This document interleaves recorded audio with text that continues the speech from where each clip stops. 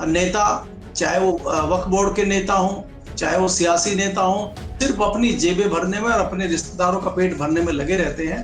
बाकी जनता की उनको कोई चिंता नहीं है कि अगर दलित भारतीय जनता पार्टी से खिसकता है या दलित एक मुश्त समाजवादी पार्टी के साथ चला जाता है, तो भारतीय जनता पार्टी का आने वाले समय में बड़ा नुकसान हो सकता है। प्रधानमंत्री जी को कुछ दिनों के बाद फिर एक मुस्लिम कंट्री में जाना है, इस्लामिक कंट्री में जाना है, तो वहां कुछ सवाल मोदी जी से सवाल पूछे जाएंगे, तो मोदी जी के पास कहने को होगा कि हमारी पार्टी तो जन जागरण अभियान चला रही है मुस्लिमों कल्याण के लिए।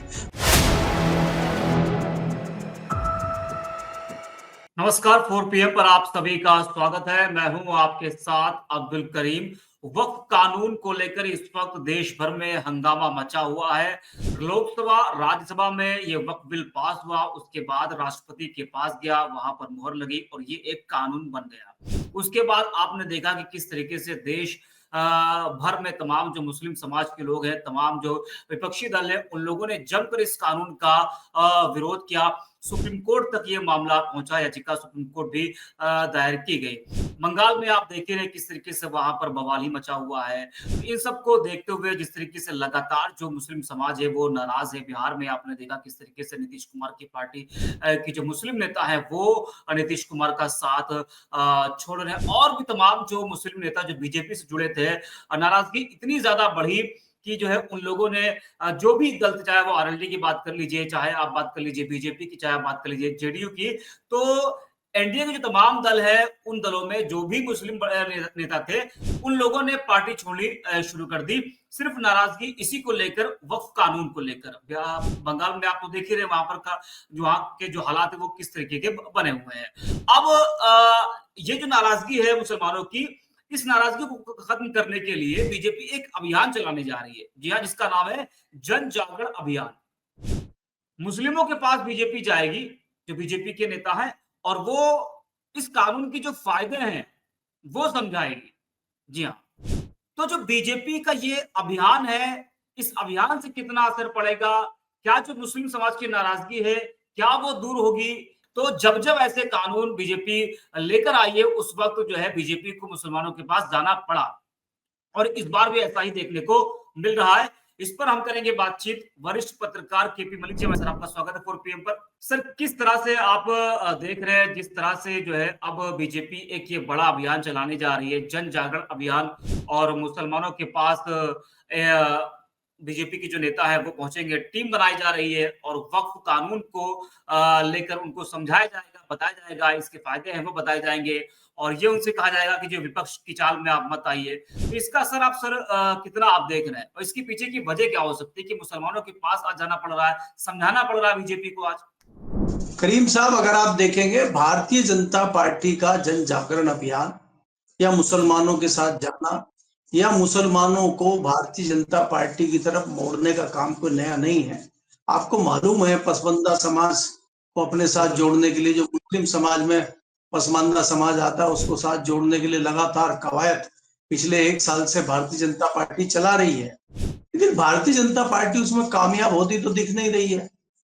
दूसरी बात यह है कि मैं इस बात का मुझे भी आश्चर्य है कि क्या भारतीय जनता पार्टी के साथ मुस्लिम समाज भी आ जाएगा, चाहे वो कितना भी सॉफ्ट हो, चाहे वो पसमानदा ही क्यों ना हो, चाहे अंसारी समाज हो, तो कैसे भारतीय जनता पार्टी के साथ आ जाएगा। लेकिन ये भारतीय जनता पार्टी का अपना एक सिस्टम है, उनके कार्यक्रम प्रोग्राम चलते रहते हैं। पसमानदा समाज को अपने आप आकर्षित करने के लिए उनका प्रोग्राम चल रहा है। उनका तो संघ का प्रोग्राम भी चल रहा है 3 दिन का अलीगढ़ में। संघ प्रमुख मोहन भागवत खुद वहां है।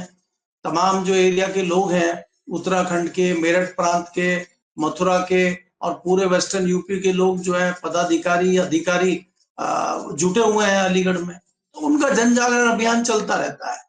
तो खास अभियान लेके वो इसको लेके चल रहे हैं, वो कोई खास बात नहीं है। बात यह है कि ये जो मुद्दा बनाया था भारतीय जनता पार्टी ने, और भारतीय जनता पार्टी को लगता था कि ये औरंगजेब का मामला या ये वक्फ बोर्ड का मामला जो है, हिंदू में और मुस्लिम में एक वो दरार जो है उसको बढ़ाएगा, और उससे भारतीय जनता पार्टी को जो सियासी फसल है, जो वोटों की फसल है, वो काटने के लिए अच्छा रहेगा। वो भारतीय जनता पार्टी उसमें मुझे नाकामयाब होती हुई दिखाई दे रही है। क्योंकि आप देखेंगे जो दलित कहीं ना कहीं भारतीय जनता पार्टी से नाराज है संविधान के मुद्दे पे, अमित शाह की अंबेडकर के ऊपर टिप्पणी के मुद्दे पे, वो उसको भूले नहीं है। और ये ताजा मामला ये हुआ है कि ये जो रामजी लाल सुमन ने बयान दिया था, ये दलित समाज से आते हैं, तो वो चीज फिर जो चोट थी वो फिर हरी हो गई है, तो घाव भरा नहीं था, दोबारा हरा हो गया है। तो कई सारा ऐसा एक बड़ा तबका है दलितों का जो कहीं ना कहीं रामजी लाल सुमन के साथ खड़ा हो गया है। भले ही वो राजनीतिक तौर पे आपको बहुत एग्रेसिव ना दिखाई दे, लेकिन चर्चा है लोगों में। अखिलेश भी इस बात को जानते हैं, इसलिए अखिलेश यादव उस चीज को सियासी तौर पे भुनाना चाहते हैं, इसीलिए लगातार वो सड़कों पे उतरे हुए हैं, इसीलिए वो आगरा पहुंचे थे, इसीलिए वो इस तरह के बयान दे रहे हैं।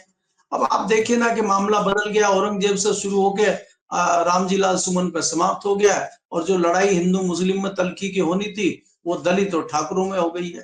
तो ये तो हिंदुओं में ही बंटवारा हो गया, ये तो मुसलमान साइड पे रह गया।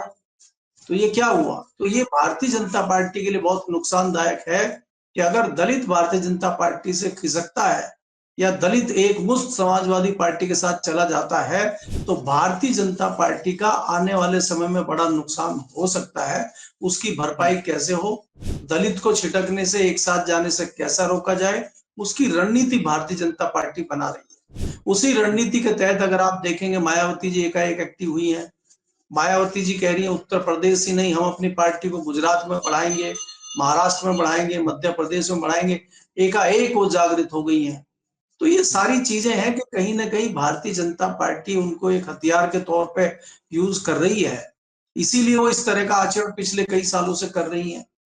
तो ये सारी जो कवायद, आप सियासी कवायद देख रहे हैं, मुझे लगता है कि 2027 के उत्तर प्रदेश चुनाव के मद्देनजर ये सारी चीजें हो रही हैं। और हाल ही में जो चुनाव अभी आपको देखने को मिलेगा बिहार में, और बिहार के बाद वेस्ट बंगाल का, देखिए इधर उत्तर प्रदेश है, उधर वेस्ट बंगाल है, तो दोनों राज्यों में अगर माहौल गर्म रहेगा तो उससे बिहार की राजनीति पे अच्छा फर्क पड़ेगा और भारतीय जनता पार्टी को अच्छा फायदा बिहार में होगा। उसके मद्देनजर ये चीजें हो रही हैं, मुझे तो ऐसा लगता है। जी। लेकिन सर तमाम कई जो बीजेपी के नेता हैं वो तो खुलेआम यही कहते आए हैं कि हमें मुसलमानों का हमको वोट नहीं चाहिए। कई बीजेपी नेताओं ने ये बात कही। तो जब बीजेपी नेता ये बात कहते हैं कि हमको मुसलमानों के वोट की जरूरत नहीं है, तो फिर आज क्या मजबूरी पड़ गई बीजेपी को कि ऐसे अभियान, जैसे आपने पहले कहा कि पहले भी ऐसे अभियान वो चलाए गए हैं, वो चलते आए हैं बीजेपी की तरफ से। तो क्या मजबूरी पड़ गई कि जो है बीजेपी को ऐसे अभियान चलाना पड़ा? और दूसरा सवाल सर ये कि जो पसमानदा की आप बात कर रहे हैं, पसमानदा को जोड़ने का जो प्लान बीजेपी का वो पहले से भी रहा, लोकसभा चुनाव में भी ऐसे कई अभियान चलाए गए, लेकिन हालांकि कारगर वो साबित हुए नहीं। और जो मुस्लिम आबादी में सर जो 80% जो ये पसमानदा समाज जो हिस्सा रखता है, क्या लग रहा है कि फोकस जो बीजेपी का इन्हीं पर क्यों है? और क्या लग रहा है कि ये समाज जो धीरे-धीरे करके बीजेपी की तरफ बढ़ रहा है? क्योंकि जो बैठकें हो रही है उसमें देखा जा रहा है कि जो पसमानदा समाज के लोग हैं, वो ज़्यादा शामिल हो रहे हैं। देखिए ये उनको लगता है कि ये सॉफ्ट टारगेट है, और जितनी जानकारी मुझे है मुस्लिम समाज की कि ये बहुत ज्यादा कट्टर और बहुत ज्यादा उस तरह के लोग नहीं है, ये अपना गरीब लोग हैं और अपना छोटा मोटा काम धंधा करते हैं। तो इनको आकर्षित करने के लिए, इनको अट्रैक्ट करने के लिए भारतीय जनता पार्टी के पास तमाम जो संसाधन है वो हैं, उनके माध्यम से इनको प्रभावित करने की कोशिश होती है। और भारतीय जनता पार्टी की यह रणनीति नई नहीं है, मैं कह रहा हूँ। मैं और पीछे चला जाता हूँ, वाजपेयी जी के जमाने में भी इस प्रकार की कोशिशें होती रही हैं, और मोदी जी के जमाने में भी लगातार इस तरह की कोशिश हुई है।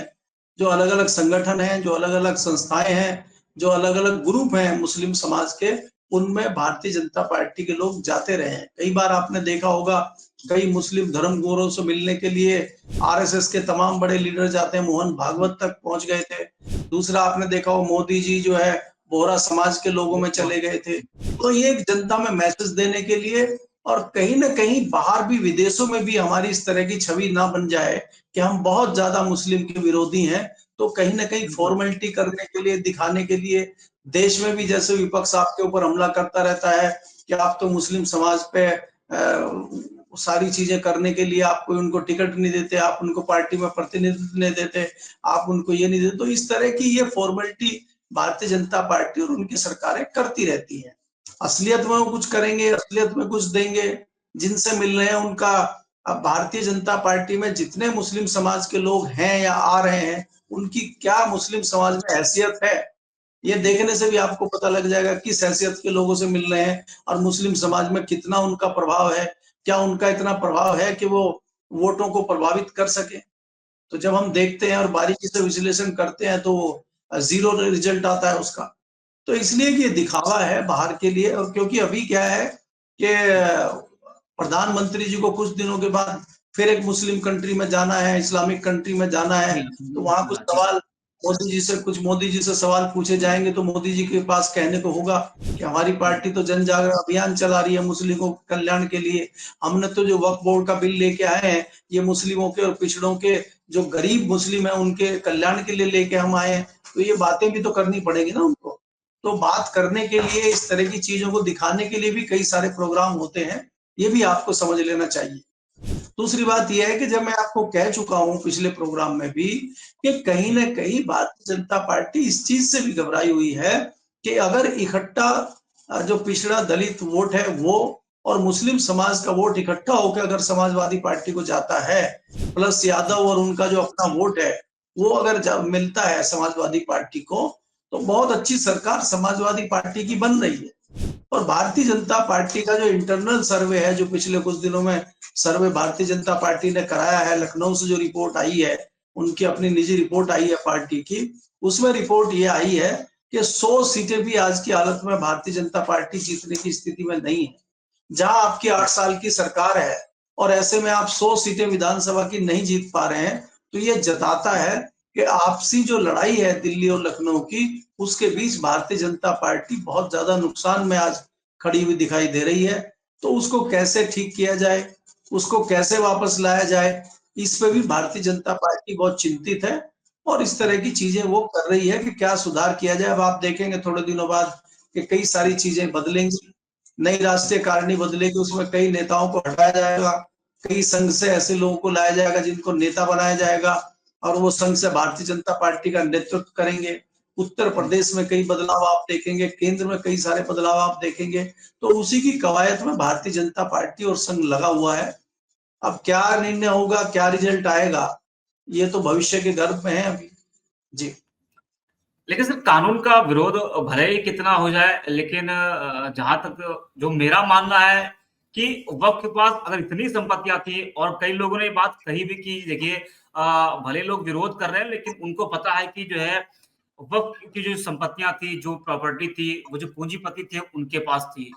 मुसलमान जो गरीब मुसलमान है उनको कुछ नहीं मिला। जो हम लोग पसमानदा की सर हम बात कर रहे हैं, वो पसमानदा यही कह रहे हैं कि अब जो ये नया कानून बना है, इससे मुसलमानों के लिए नए स्कूल बनेंगे, नए कॉलेजेस बनेंगे, और जो गरीब तबके का जो मुसलमान है उसको बड़ा फायदा होगा।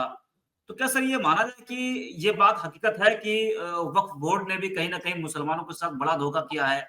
अभी तक सालों तक उनके पास इतनी प्रॉपर्टी थी, लेकिन मुसलमानों के लिए जो करना चाहिए वो शायद अभी तक नहीं किया गया था। नहीं, देखिए, तो आपको मानना पड़ेगा कि कोई भी संस्था हो, और वो खाली मुस्लिमों की नहीं, किसी भी समाज की संस्था हो, जी उसमें जी भयंकर भ्रष्टाचार और करप्शन तो है ही।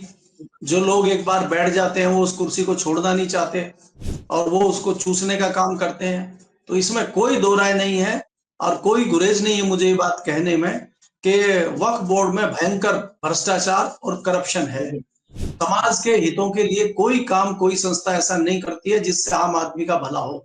नेता, चाहे वो वक्फ बोर्ड के नेता हो, चाहे वो सियासी नेता हो, सिर्फ अपनी जेबें भरने में और अपने रिश्तेदारों का पेट भरने में लगे रहते हैं। बाकी जनता की उनको कोई चिंता नहीं है। दूसरी बात, अगर भारतीय जनता पार्टी की सरकार ये कहती है कि अब हम मुस्लिम समाज के गरीबों का कल्याण करेंगे, तो ये ऐसे ही है कि जैसे 15 लाख रुपए आ रहे थे, विदेशों से काला धन आ रहा था, पेट्रोल का जो रेट 70 रुपए था वो 35 हो रहा था, ऐसा ही जुमला ये भी है कि हम गरीबों का कल्याण करेंगे। आप देखेंगे कि जिस प्रकार वहां पे झुग्गी बस्ती को हटाया जा रहा है मुंबई में, और सरकार कह रही है कि हम उनका गरीबों का कल्याण करेंगे, तो क्या उसमें हकीकत है? कल्याण होता हुआ तो वहां अडानी का दिखाई दे रहा है। तो कल्याण अडानी का करना है या गरीबों का करना है, एक तो ये देखना होगा। दूसरा ये देखना होगा कि क्या भारतीय जनता पार्टी की सरकार का हम ये विश्वास कर सकते हैं कि वो वास्तव में हित करना चाहती है या अपने सियासी हितों को साधना चाहती है इस तरह के बिल लाकर। जी ठीक है सर, आपका धन्यवाद जुड़ने के लिए मेरे साथ। तो वरिष्ठ पत्रकार के मलिक सर को भी आप सुन रहे थे। तो वक्फ कानून जो बना है उसको लेकर बीजेपी एक जन जागरण अभियान चलाने जा रही है और उस अभियान के तहत जो बीजेपी नेता है वो मुस्लिम समाज के पास जाएंगे और उनको इसके जो फायदे हैं वक्फ कानून के वो बताएंगे। और बीजेपी ये भी कह रही है मुस्लिम समाज से कि आप लोग जो है विपक्ष के बहकावे में मत आइए, विपक्ष बहका रहा है और जो लोग इसका विरोध कर रहे हैं वो वही लोग हैं जिन्होंने आपकी संपत्तियों को हड़प के रखा, आपके हित के लिए उन्होंने कुछ नहीं किया, जो अधिकार थे वो नहीं दिया। और अब ये जो कानून बना है इससे जो गरीब मुसलमान है उनको बड़ा फायदा होगा और ये जो कानून है वो गरीब मुसलमानों के लिए लाभकारी होने वाला है। तो आज के लिए इतना, रिपोर्ट पे।